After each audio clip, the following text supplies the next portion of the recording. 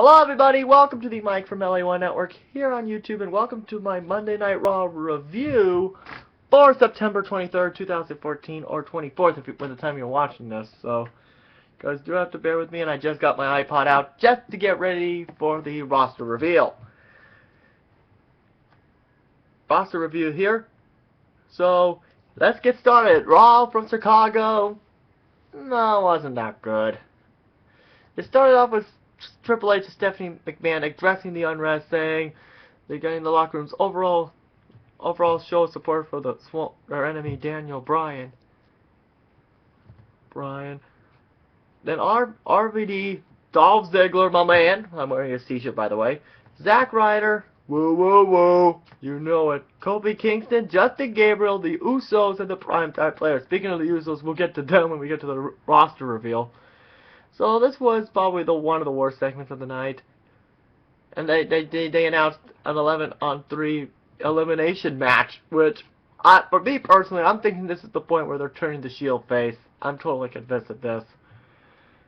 The first match of the evening was Cole versus Alberto Del Rio. And I was like, Del Rio already? This was quite possibly a great match between Del Rio and Kingston, and this was quite possibly one of the good matches, but this was a great match. It could have gone either way. I thought for one moment when Kofi hit the SOS, I thought Kofi was gonna beat Del Rio, and that would have caused the match at Battleground to be a triple threat match. But that turned out to be Kofi hurt him. Del Rio did a lot of damage to Kofi's arm, and he hit the cross arm breaker, and he tapped, and Kofi tapped within 5 seconds of it after being applied. And that's where the populations was at about Kofi not being a part of the 11-on-3 handicap match. Next, it was the Wyatt family versus the Primetime Players. This was possibly the biggest blunder for the Wyatt family, although it has one of the funny moments of the night. We thought this one, I knew the Wyatt family was going to win this one for sure. There was no doubt about it. The Wyatts were going to win. But actually I was surprised Eric Rowan kept the goat mask on, but then all of a sudden, as soon as he turned it off, Jerry's like, ugh, put it back on. That was really funny. I found that really funny. So the Wyatt family did win. Then all of a sudden, out of nowhere, Bray Wyatt attacks Darren Young.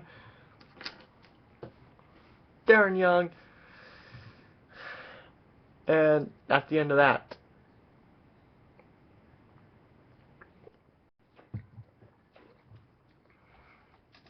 Next, it was the Miz TV segment with The Big Show.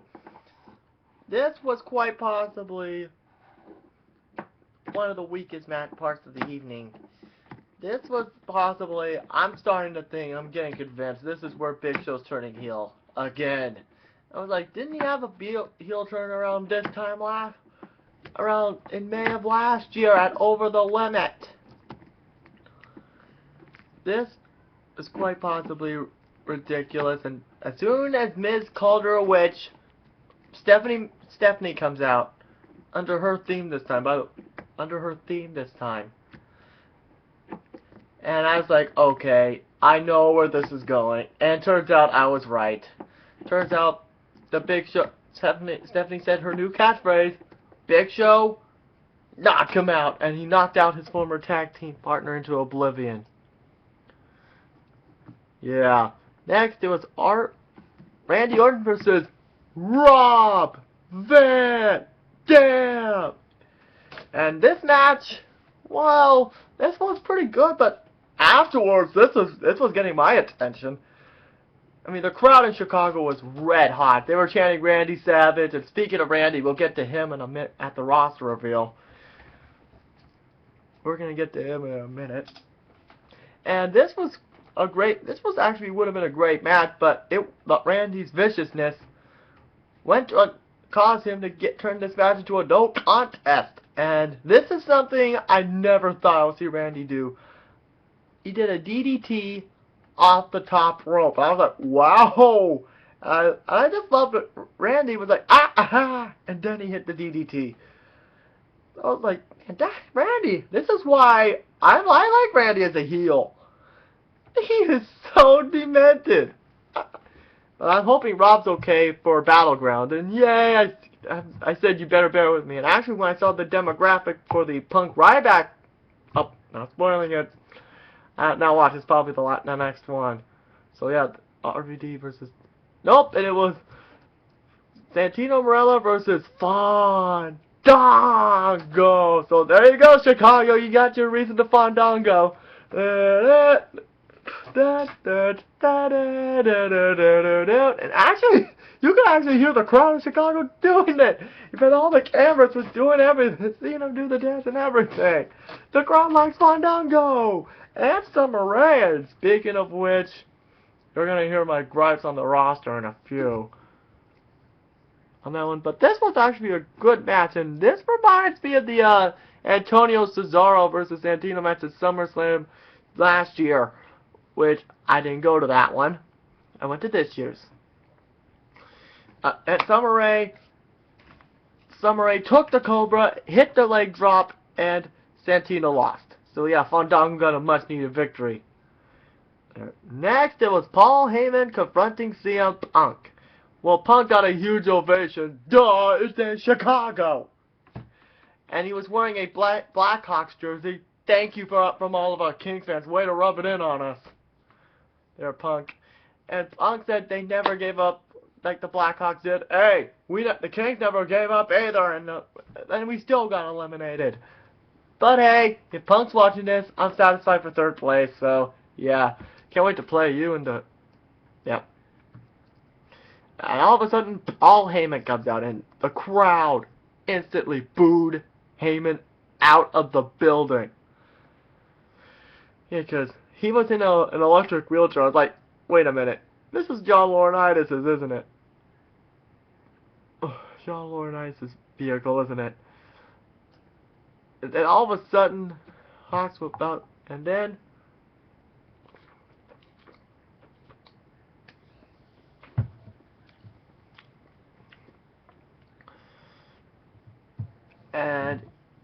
and he set into a frenzy. But then, out of nowhere, Paul Heyman's escape plan got hit with a snag because, well, his electric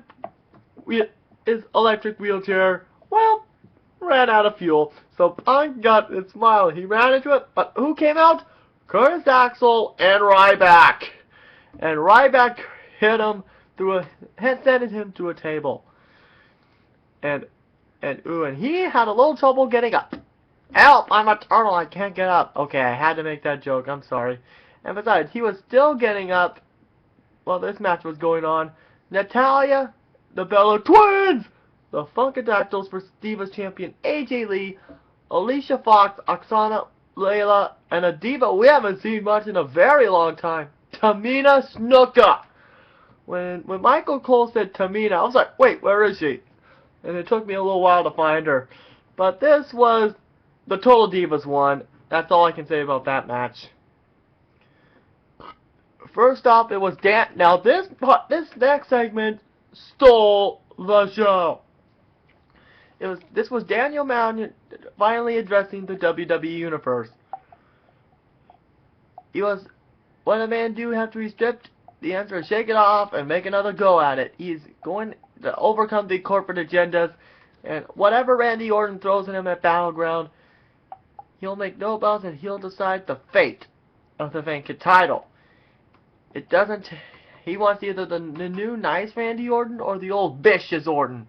It doesn't. In 2 weeks at Battleground, he'll take back what's his. But then, and during the yes chance, the Shield came. Out comes the Shield, and that signals the start of the 11-on-3 handicap elimination match. But all of a sudden, two fans decided to come out and target attacking the Shield. Okay.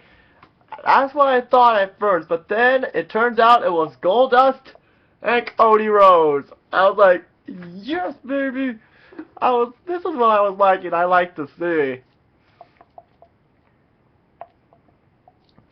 Actually, this was actually a very good segment, and thus setting up for the 11-on-3 handicap elimination match. And speaking of that match, let's talk about it. The Shield's first year has been on dominance, but history did not favor the Hounds of Justice in this first ever 11-on-3 handicap elimination match. This was okay, but I preferred Vicky Guerrero's 11-on-3 handicap gauntlet match, personally. This was actually a very exciting match. It was the Shield struck first blood when Dean Ambrose eliminated Kofi Kingston and RVD. Then all of a sudden, Roman Reigns did the following up by disposing Titus O'Neil, Justin Gabriel, and Zack Ryder. And this was for the first time the numbers were against the Shield. And during this match, I was like, okay, Roman Reigns is going to be the last man standing. But actually, I was wrong. Roman Reigns was the first member of the Shield to be eliminated. And he had suffered his first pin by the Usos in the Samoan Splash. And then all of a sudden, Darren Young and R-Truth went to the Flying Knee Stomp, respectively, from Seth Rollins.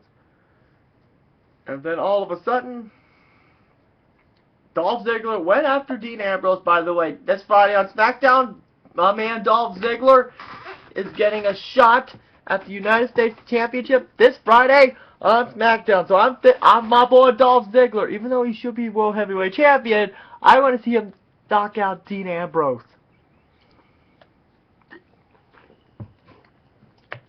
So Ambrose got hit with a zigzag, and Dean Ambrose got eliminated thanks to that. And Seth Rollins, well, I was surprised.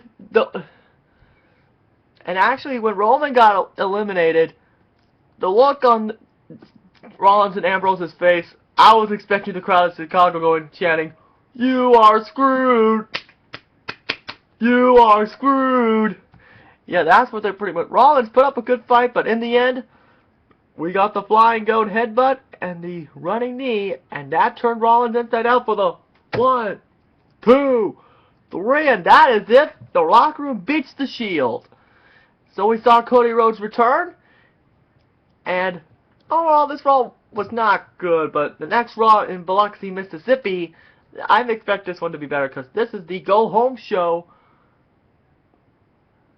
Okay, not the go home show just yet. We got another week before my birthday, unfortunately. And speaking of which, here's the roster reveal. See ya.